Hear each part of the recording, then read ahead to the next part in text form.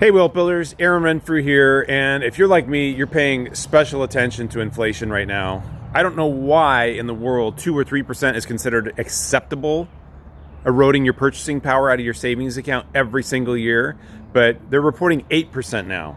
8% is absolutely villainous. We should hold the government responsible.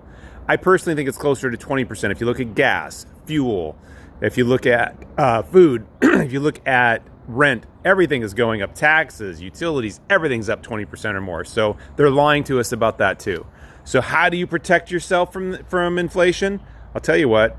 I just exited out of a deal, made 130% return on my money.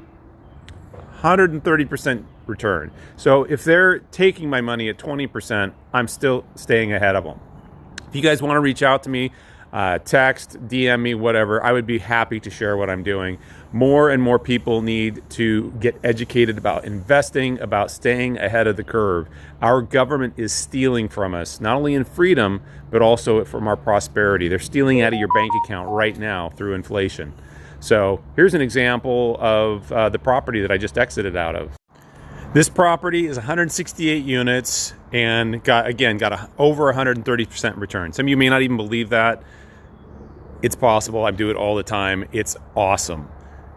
If the inflation is 20%, 8%, whatever, this is going to keep you out of it. So real estate is the way to go. You got to stay ahead of the game. You got to get financially educated. You got to know what's going on in order to make this kind of stuff happen and to be able to beat the government at its inflation game. Game is kind of a playful term. It's not a playful thing. It's very serious.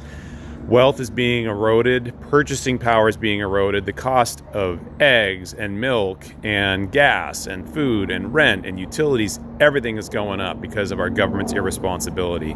You need to be responsible. You need to get on board and learn how to do this. Follow and like for more.